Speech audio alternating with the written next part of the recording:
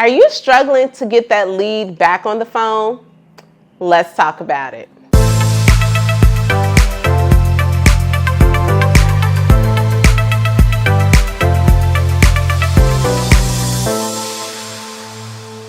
Hey everybody, it's Rosemary Lewis, your real estate bestie, and today I am going to give you a little ninja move to get that lead on the phone who has been ghosting you. But before I get into it, you already know what I need you to do. I'm sick of begging y'all, but I ain't too proud to beg. So go ahead and subscribe to the channel. And if you could give us a thumbs up, that way, y'all already know with social media and YouTube, we have to feed the algorithm. We have to clap. And the way you clap for videos on YouTube is by leaving a thumbs up and leaving a comment. And if you're so inclined, go ahead and share this ninja move, because I guarantee you that it will make a difference when you are following up with the lead. So let's talk about the topic. Now, I know that I am not the only one where you meet somebody and you have a great initial conversation with them, whether it was a referral or an open house, or even if you're cold calling, you get them on the phone, you have a great conversation, and you were like, yes, I really think this is going to go somewhere. So what do? We set them up in our CRM. We set them up to get our weekly or monthly emails. However you're going to reach out, you are doing your diligence and you are reaching out to them. You're calling, you're sending emails, you're following up, but guess what? Crickets.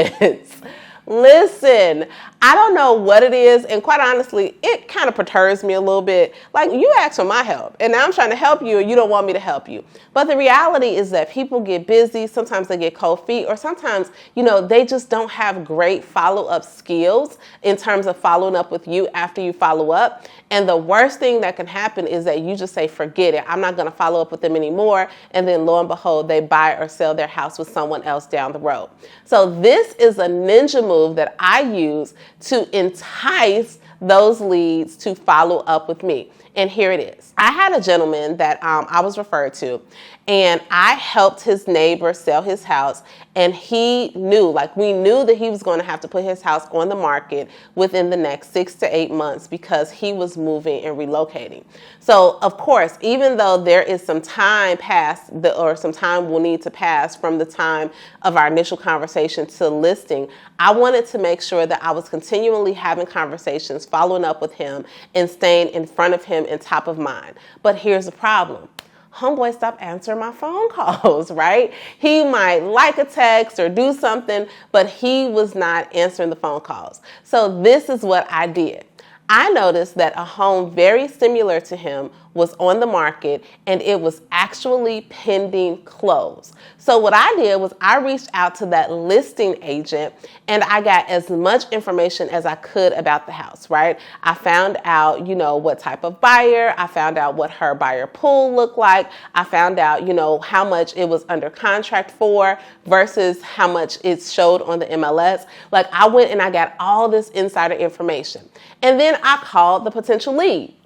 Now, in the past, I may have been tempted to leave him a voicemail and give him all of that juicy information. But guess what? I want him to call me back. So, of course, he sent it to voicemail. So I simply sent him a text message, a voice memo. And I said, hey, Mr. X, that's what I'll call him. I know that you've probably noticed that the house at 123 Main Street on your block is under contract and for sale. It hasn't closed yet. It's going to close on Friday. When you get a moment, though, give me a call back, because I had a lengthy conversation with the listing agent. I can fill you in on all of the details. And guess what? How long do you think it took him to call me back? 30 minutes, okay? Because you know what? He wanted to know all of the information. He wanted all of those juicy details that was not available on MLS, that he couldn't look at a third-party site, because I went a step further and I got that inside information. And of course, when I got on the phone, he was just apologetic, like, oh, Rosemary, I apologize. It's just been busy. I've been getting your emails. I appreciate you following up with me. But at the end of the day, y'all, he wanted to know what happened with that house. And since that day, I have had zero issues with having him respond to me or follow up with any of my correspondence. As a matter of fact, he's been reaching out to me, and we will be listing his house soon. So what is the lesson here? is continue your follow-up, but be strategic in your follow-up, okay? Leave a little meat on the bone. Like, don't tell them everything in your email or in your newsletter or in your voicemails. Leave a little something so that they are incentivized to give you a call back. And I guarantee you, once you make this little tweak in your lead follow-up process, it will change the game for you. All right, if you are not subscribed to my channel, like, what are you doing? I know you want these ninja moves that I'm over here doing so that it can help grow your real estate business. And speaking of growing your real estate business, make sure that you are connected to our Facebook community for Real Estate Bestie. We are over there supporting, encouraging, and honestly learning together. Because if it's one thing that I've learned is that real estate can be lonely. And listen, even Jesus rolled with 12. So I want to roll with people who are working towards the same goal that I am so that we all can grow and be better together. So head on over to rosemarylewis.com/Facebook and join your real estate besties today. Bye, y'all.